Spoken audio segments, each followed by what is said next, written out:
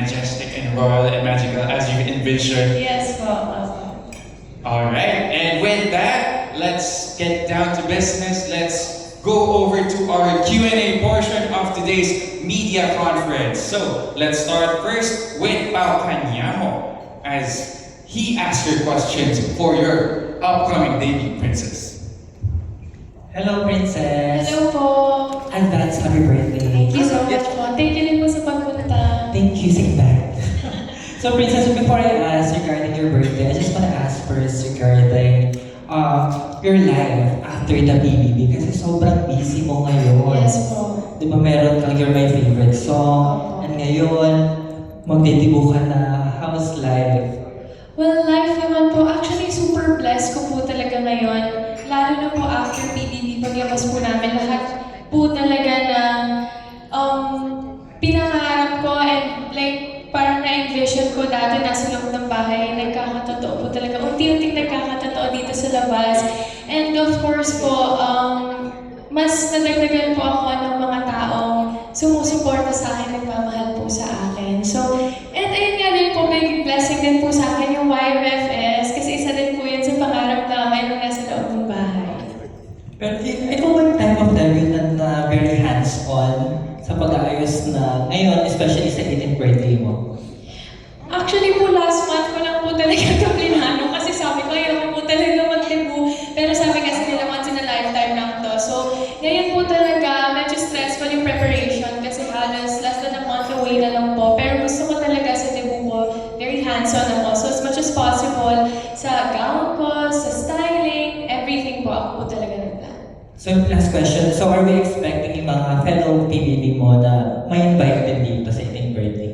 Siyempre naman po, since isa po sila talaga sa mga naging importante din po talaga sa akin in my life before I turn 18, invited po sila mga and sana naman makapunta sila kasi busy na din po kasi silang lahat. So, ngayon pa nga lang hindi na kami nakapag-hangout. Pero sana nandun sila sa birthday. Thank you. Happy Thank you birthday. po. Thank you so much, Mr. Pao Kanyamo. Up next, we have Mr. John Bueno from Bumagkaw. Hi, Princess. Hello po. First of all, congratulations on your 18th birthday. Thank you.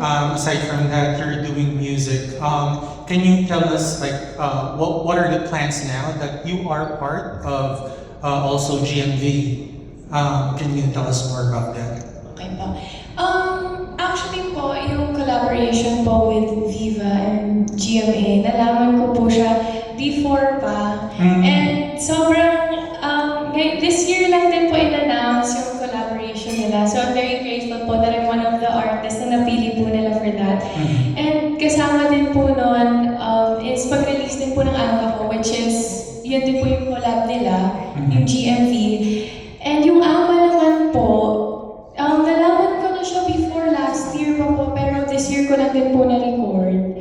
So, ayun po, madami po kayong dapat abangan doon, pero bawal pa po SOS. Alright, well, we've been listening to Amba the whole morning. Napaka-catchy niya. Thank you. And very pop princess-like. Is that the packaging that you're also envisioning for yourself? Well, actually yes po. Gusto ko po kasi talaga bukod sa pagiging actress is to be a total performer po. Since doon naman po talaga ako nag-start sa pagkakanta. So yun po yung gusto ko na mas ma-highlight po yung pagkanta ko and syempre po yung pagsayaw. Okay.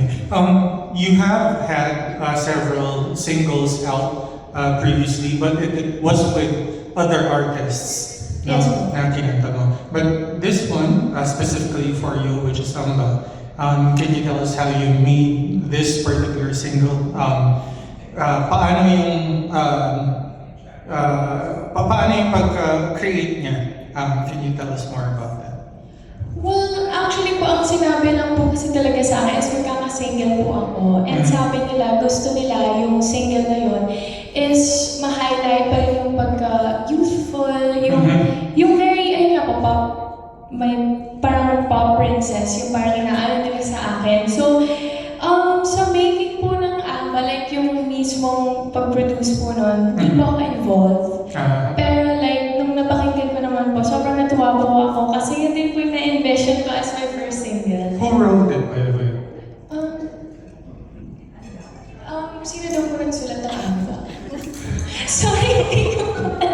Baka secret pa for now. Alright. Well, congratulations and also on your future music, huh?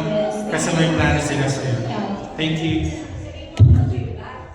Maraming salamat, John Buena from Bumagka for asking away, Princess. Let's move forward to Miss Kate Adehar from Random Republica. Hi, good afternoon. Hello po. Nabanggit mo kanina na nung una ayaw mo mag-celebrate. Anong dahilan behind that? Well, kasi po, ako po talaga, ayaw ko na masyadong grand yung birthday parties.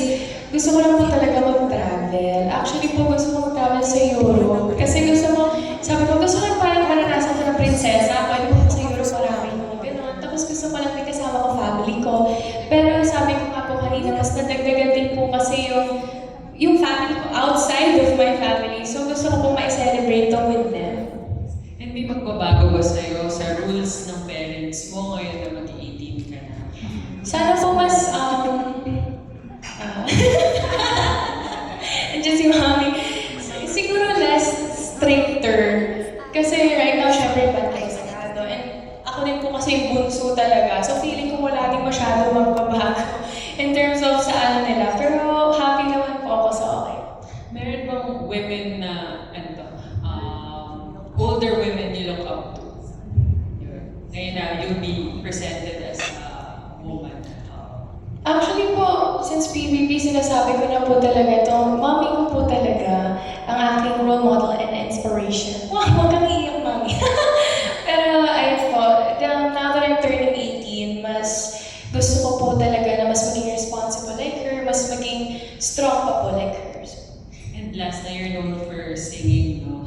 Ano yung parang song of the moment mo ngayong mag-18 ka na? Parang pwede bang may makarinig ng few lines? Hindi ako nag-prepare. Ano ba pwede? Off the top of your head na kung ano yun. Feeling ko bagay yung This Girl Is On Fire. Sample. This girl is on fire. This girl is on fire. Wala pang ano yun. Thank you so much po.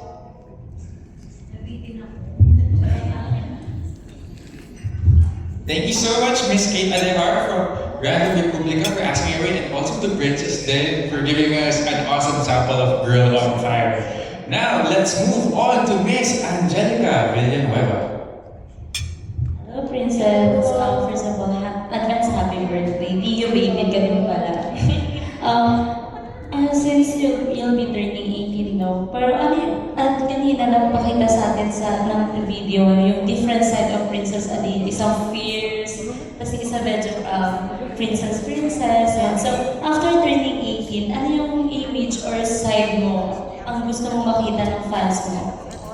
Siguro po, since before, ang ano talaga nila sa akin is parang baby girl, parang soft girl, ganun, demure. Ngayon naman po na mag-18 ako, mas gusto ko pong ipakita yung side na napakita ko kahit pa paano sa PBB na she's very independent, she's very strong, parang yun po, strong woman na. Pero at the same time, syempre gusto ko pa rin mag-keep yung image ko na sweet. Ayoko lang po kasi parang mag-cage sa isang parang personality. Gusto ko po is mas madami pa silang makikita ng side ko. So, In terms of career naman, anong gusto mo munang i-pursue yung medyo kontrabida ba or medyo like yung mabagit naman? Kasi dito sa my favorite song, medyo nagkakaroon ka ng character development. gusto ko po talaga sa mga roles ko is yung versatile, yung hindi po parang inaapi palagi. Gusto ko po mag-try maging kontrabida, o kaya action or thriller, ganun po. So, ayan, hopefully po when I turn 18, mas ma-explore ko po yung craft ko. After turning 18 naman, what are you most excited about in becoming an 18-year-old lady? Siguro po, makapag-drive mag-isa. Bukod po doon, mas maging responsible po. Kasi syempre, I'm going to turn into an adult very soon po. So, siguro mas magiging hands-on ako sa sarili ko in terms of my opinions, decisions, sa akin kung ito galing. Kasi syempre, when you're still a minor, madami pa pong like parents ko, yung ano. Pero for ngayon mag-18 ako, it's more of my responsibility. Last na lang from me, no? What's your birthday wish? My birthday wish, sana, sana syempre po, good health for my family, and of course, mas mag-blossom po yung career ko this year. Thank you and congratulations. Thank you very much, Miss Angelica Villanueva from Manila Standard. Up next, we have Mr. Romel Gonzalez from BEP.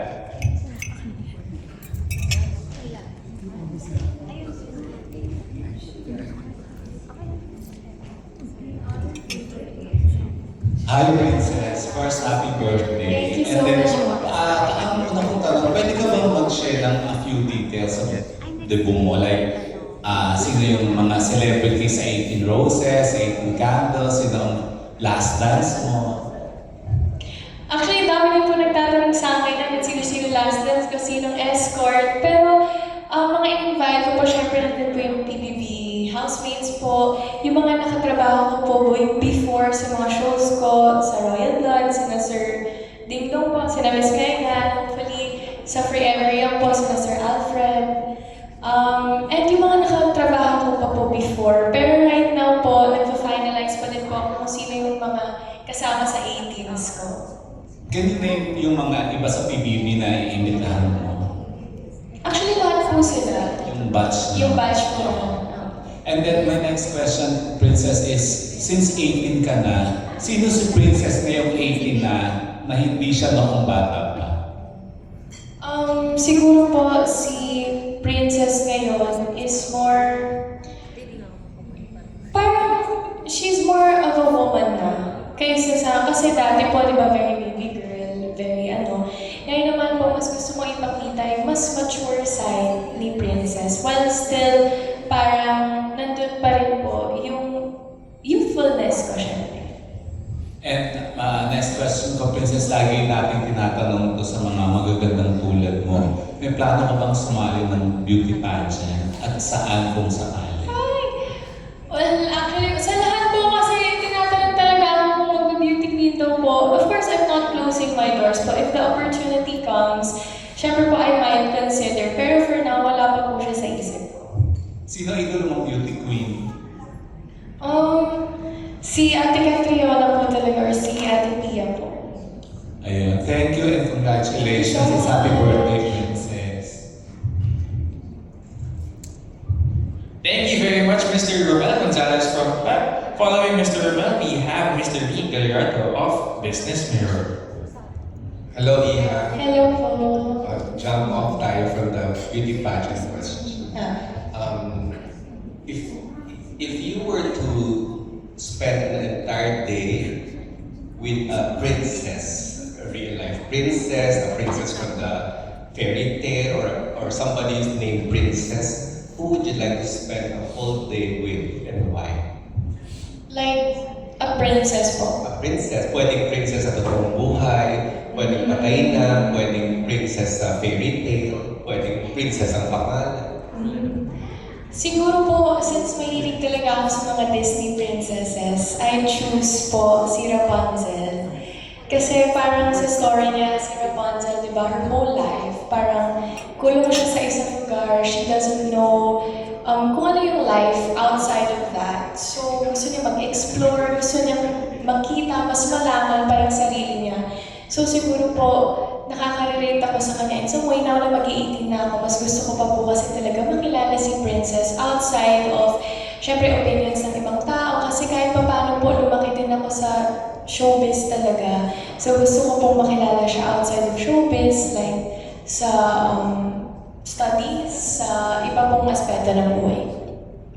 And speculative lang, in the future, if you happen to meet a real life prince, no? Tapos, ma-in love ka, pero ang condition is, iiwan ko ang show business. How would you face that situation?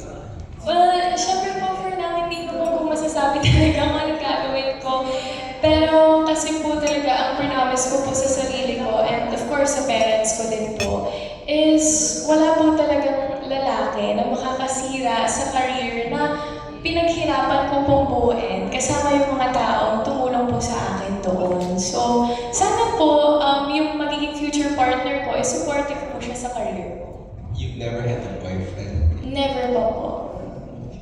Don't rush. Yes. You have the entire world, before you. Yes. Thank you po.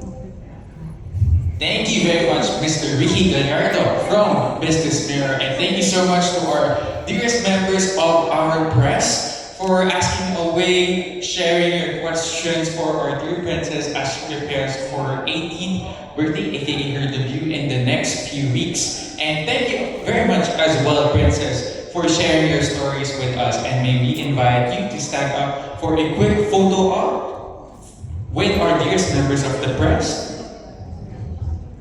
And let me also take this opportunity as well to acknowledge the composers and arrangers of your single Amba. So the composer for Amba is by Roel Ostata, and it's arranged by Thayo Alfaro by GMV Studios. And now, let's take this special opportunity to have a quick photo op with Princess here in front.